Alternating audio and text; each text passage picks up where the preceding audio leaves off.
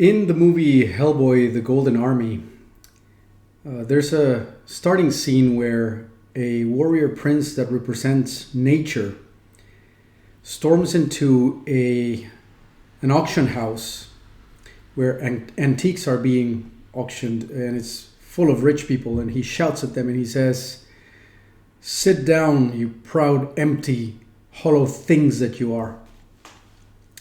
And that phrase really stuck with me.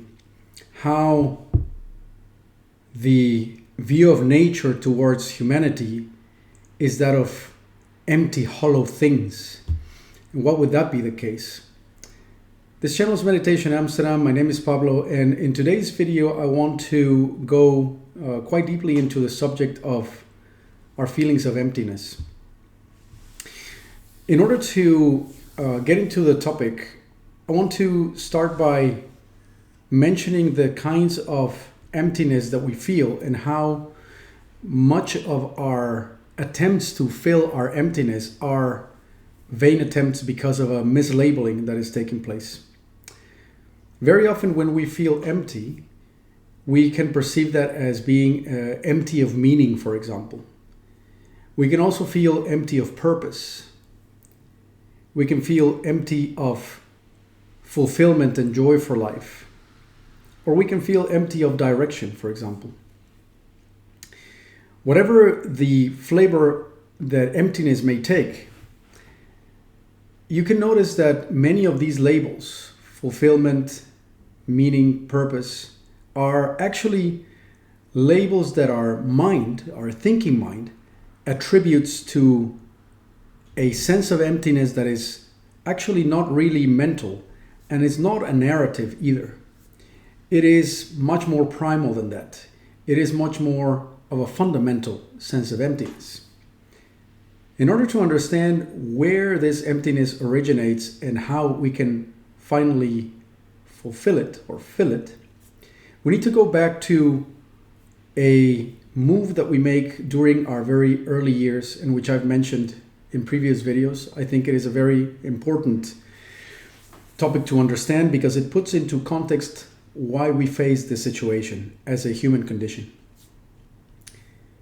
In our very early infancy, we are very suddenly confronted with an undeniable fact. We are sentient, in other words, we can feel. We are completely vulnerable. We depend completely on our caretakers to feed us, to give us company, to put our roof over our head, make sure that we're healthy, that we're okay. And being sentient and being completely vulnerable is an intolerable combination.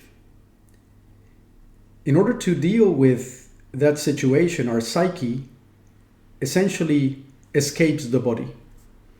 It feels that having our attention squarely placed in our body is completely unsafe. So it creates a mental world. It disassociates from the body and it cuts us off from the neck down in a move to protect itself. This move is a healthy move, is a normal move that is part of our human development, and yet it creates the great chasm that we spend the rest of our lives trying to bridge. Having cut ourselves off from the neck down, we then go through life feeling a certain fundamental emptiness and trying to fill that up with situations, achievements, people, and ideas or notions of what fulfillment, direction, or purpose are about. And I think it's safe to say that some people are better at acquiring things than others. Some people are better at dampening that fundamental sense of emptiness than others. And in some of us, that feeling of emptiness is very prevalent, is very much on the forefront of our sentience.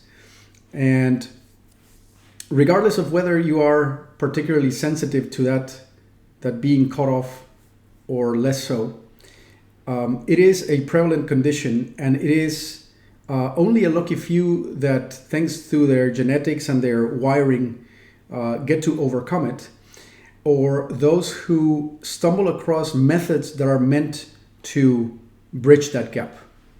The essential method of bridging the gap between the mind and the body is the method of yoga. Yoga means to join. And what we are trying to join is we are trying to join our somatics with our psyche. When we do not do that, our body is utterly empty of mental attention. Mental attention does not permeate the body, and therefore the body feels empty.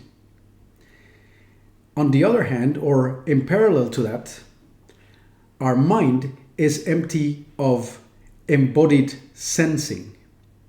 Therefore, our mind is completely hollow, and it's spinning around in a phantom world of ideas, memories, opinions, notions, preferences.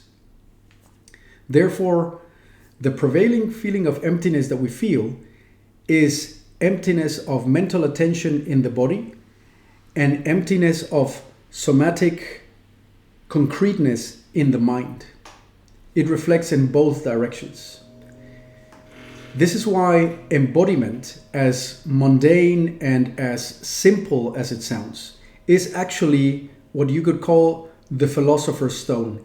It is the modality, it is the go-to substance that makes transformation possible, whether it is general embodiment for grounding and wholesomeness, or whether you're trying to do trauma release and let go of uncomfortable or unhealthy patterns which develop due to that very feeling of emptiness that is constantly eating up at us from the inside.